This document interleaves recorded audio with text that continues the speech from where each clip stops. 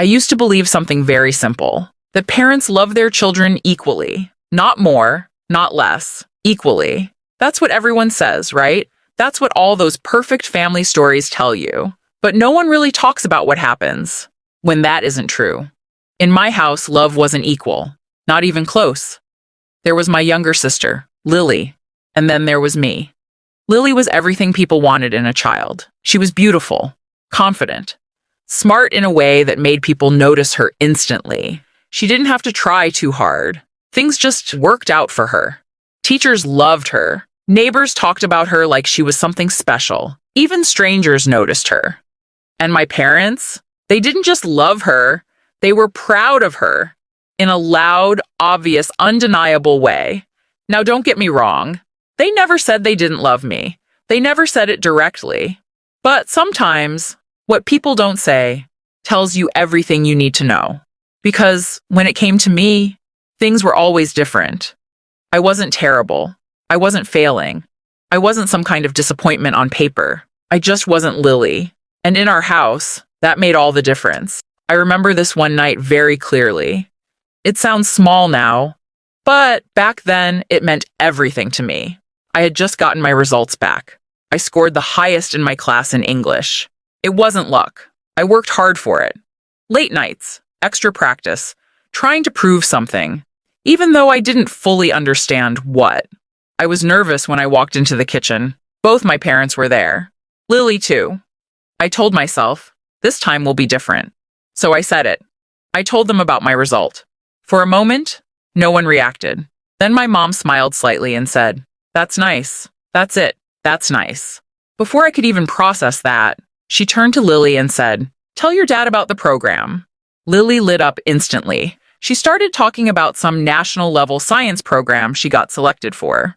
And just like that, the conversation moved on. No one asked me anything. No one looked at me. No one cared. I stood there for a few seconds, waiting, hoping.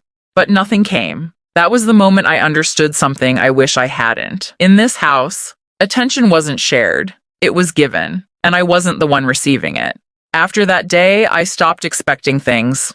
Not completely, but enough to protect myself. I stopped looking for praise, stopped waiting for approval, stopped thinking, maybe next time will be different. Because it never was, when I turned 16, something happened that I thought would finally change everything. My grandfather passed away. He was the only person who ever made me feel seen. Not tolerated, not compared, seen.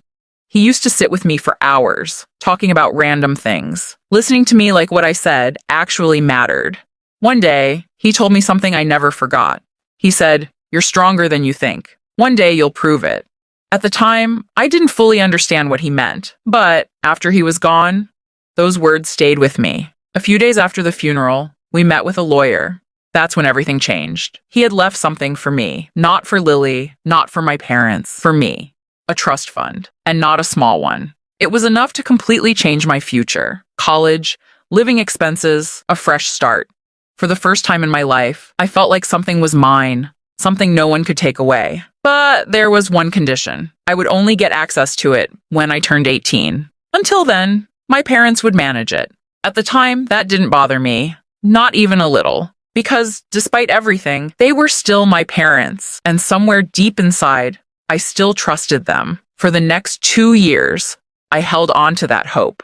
That maybe this would change things. Maybe now, they would finally see me differently. Maybe now, I wouldn't feel like I was standing in someone else's shadow. But I was wrong. If anything, things got worse. Because now, there was something new in the house. Pressure. Not on me, on Lily. College applications started. Big ones. Harvard, Stanford, Yale. Every conversation in the house became about her future, her dreams, her success. And slowly, mine disappeared completely. One night, something happened that I was never supposed to hear. I was walking past the living room. My parents were inside, talking. I wasn't trying to listen. I really wasn't. But then I heard my name. So I stopped. My dad sounded unsure. He said, "Are you sure this is the right thing to do?" And my mom replied without hesitation, "She deserves it more." My heart dropped. "She'll actually do something with it," she continued. I didn't understand what they were talking about. Not fully. But I knew one thing. This wasn't about something small. And somehow, it involved me.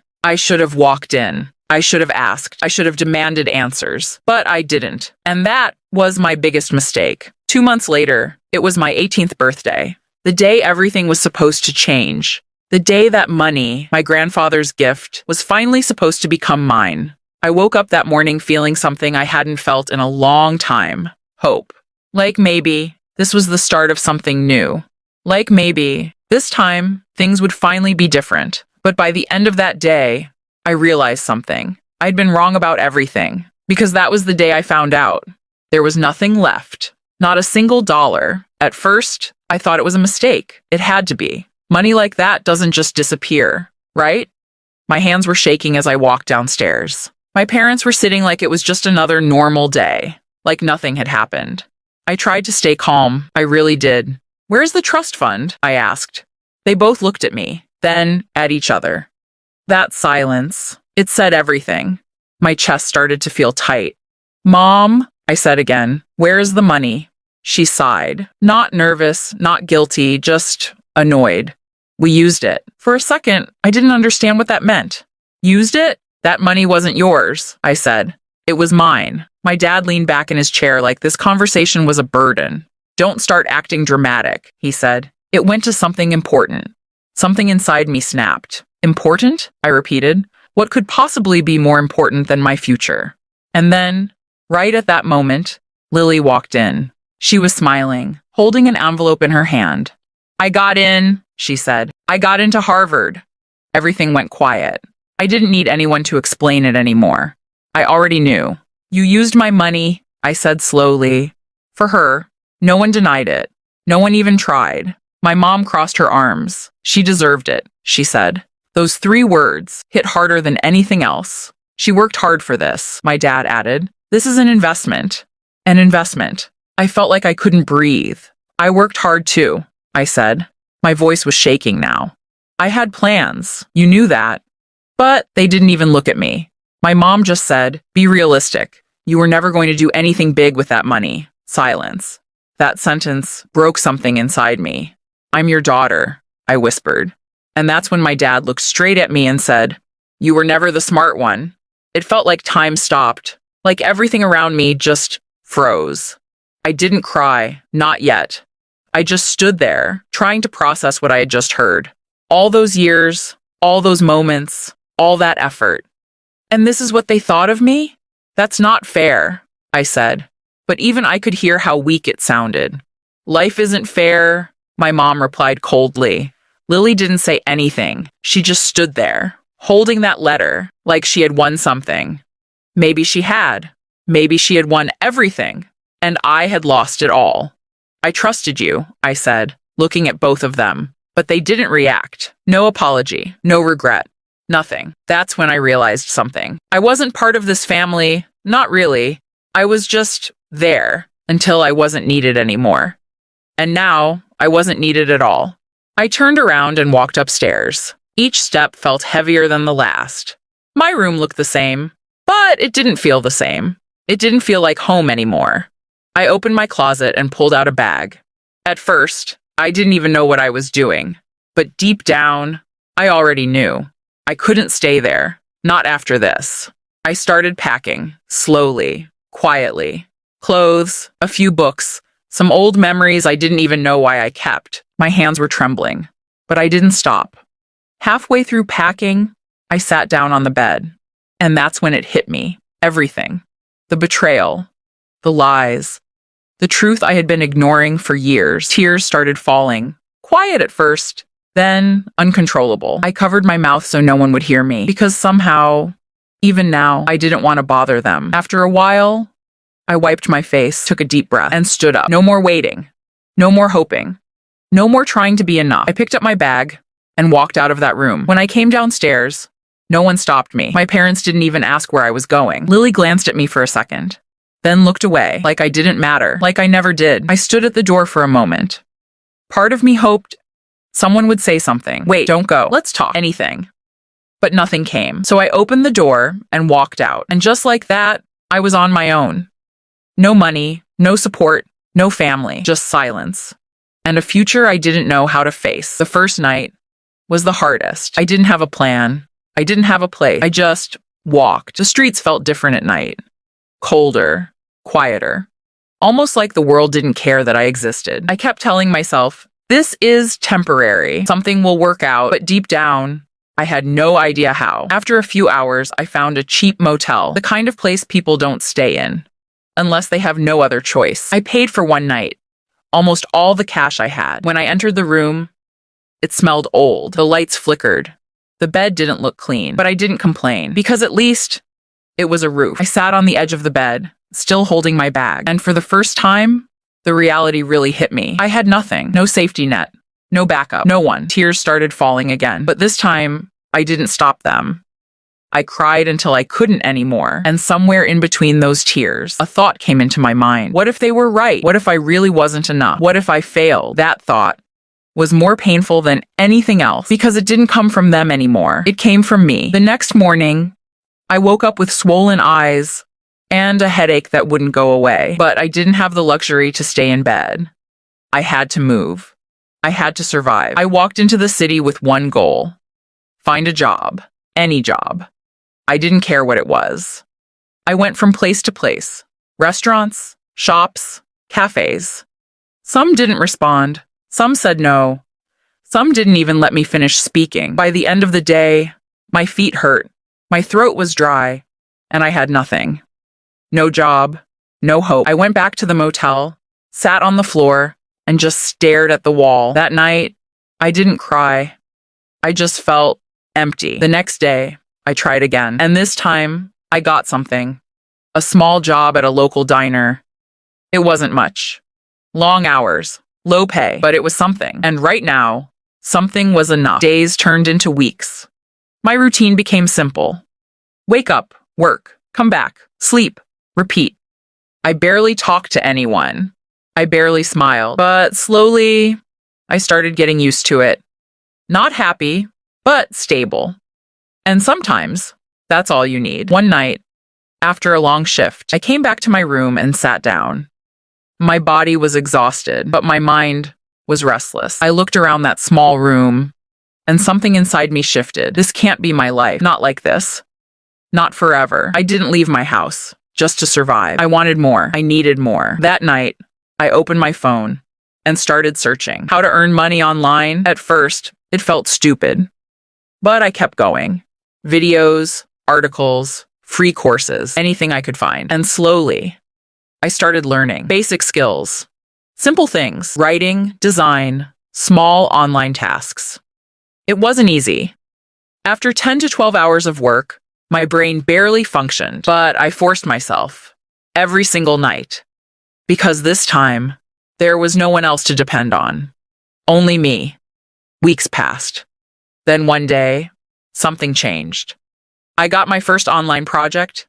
It didn't pay much, but when I saw that money that I earned on my own, something inside me lit up. For the first time in a long time, I felt proud, not because someone said it, but because I knew it. I did this. From that moment, I didn't stop. More work, more learning, more effort. Slowly, things started improving. Not fast, but steady. And for the first time, I started believing something again. Maybe, just maybe, they were wrong about me. From that moment, I stopped doubting myself. Not completely, but enough to keep going. My days didn't change much. I still worked long hours at the diner. Still came back tired. Still slept in that small room. But my nights, they became different. They became mine. Every night, I sat with my phone or laptop, learning, working, building something. Sometimes I failed. Sometimes I got rejected. But this time, it didn't break me. Because now, I understood something important. Failure wasn't the end. It was part of the process. Weeks turned into months. And slowly, things started to shift. Small projects turned into bigger ones. Clients started trusting me.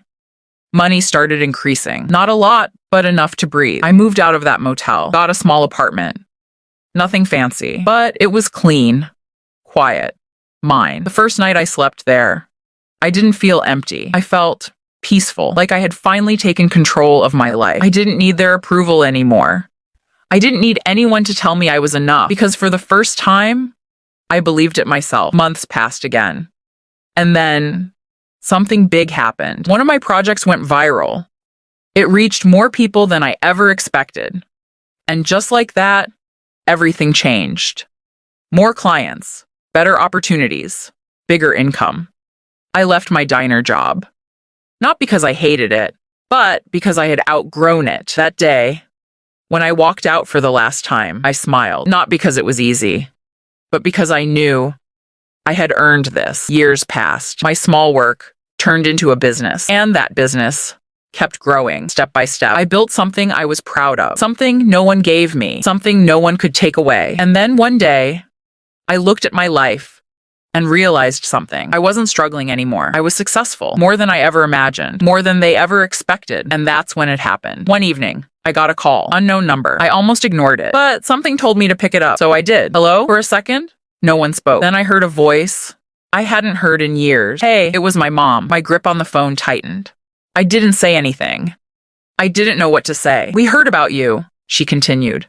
Of course they did. Success has a way of reaching people, even the ones who never cared before.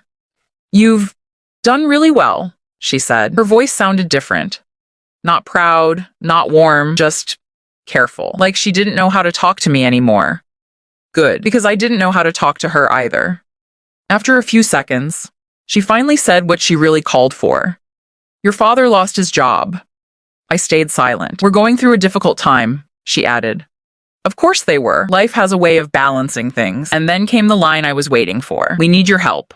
There it was. Not, we miss you. Not, we're sorry. Just, we need your help. I almost laughed.